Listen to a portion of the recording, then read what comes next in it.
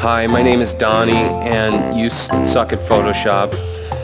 Let's waste another 5 to 6 minutes of my life and see if we can do something about it. What we're going to do today is we're going to reel it back from the last tutorial. It was a little tricky, I think.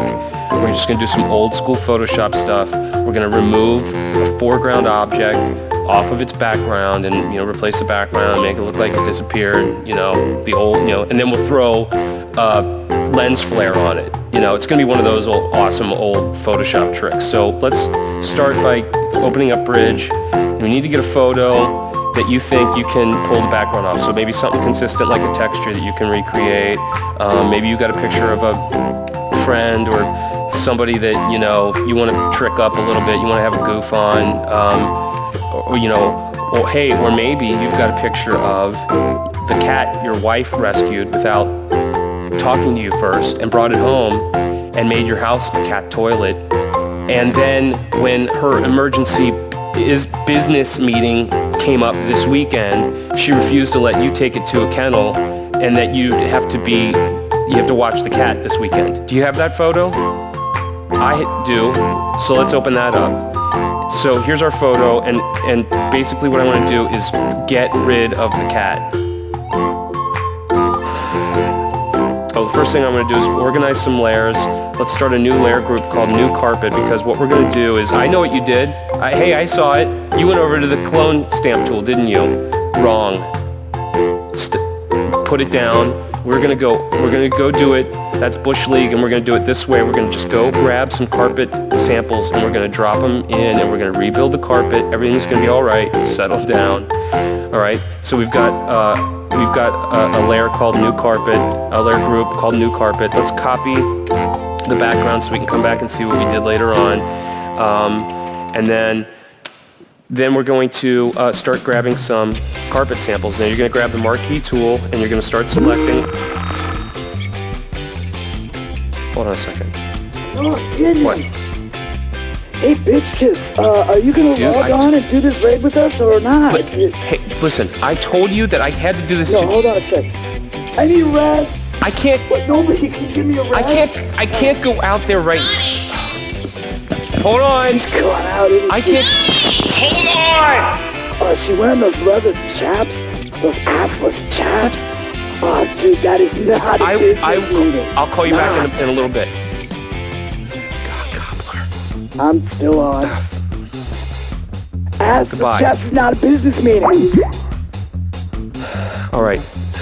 I've got to go for a few hours, so finish covering up the cat with carpet, and I'll be right back. Okay, I'm back. I guess if you took the time to cover up the cat with the carpet, you probably look something like this, or probably not as good. You probably got a lot of problems. And if you do have a lot of problems, then what we need to do is figure out a way we can cover up those mistakes. So let's do that now.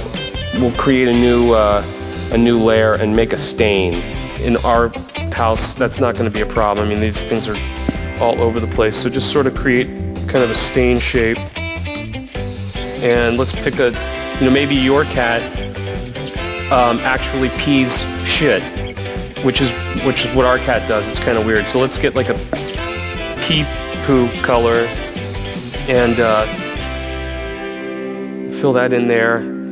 And we want to just take this layer and we're gonna select all. We're gonna do a little Gaussian blur on it just to soften it up the edges. Just a few pixels, not too much, because it had time to really bleed out in the carpet and kind of make its mark there. Now let's, for this layer, let's set it to multiply, and then we've got a good stain. Now we need to pull the opacity way down and make it look like it's been there for a while. Yeah, now it's starting to look like my carpet. Let's grab our eraser tool again, get a nice size brush, and we want to just start clicking and modeling it a little bit, because no stain is super geometric like that. So we're just going to kind of take away some of the edges, and maybe it got some of the pee poo was just a little thicker in places because Bridget Jones, the cat, just happened to have like some canned food that night. That looks like a good stain, and that kind of covers up our trouble, and you can move it around to wherever it might serve you best. So that's looking pretty good. Now all we have, give me 5 more minutes. Please, stop. Stop. So what do you have now? You've got the cat is still here now. If you want to, you can use the cat somewhere else on the photo. You could take the cat. I think maybe we could put the cat like up in the bag, you know, with just whatever strikes your fancy. If you're using, you know, drop your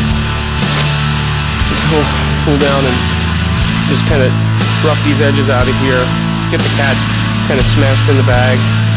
And the cat never really did anything to me. It just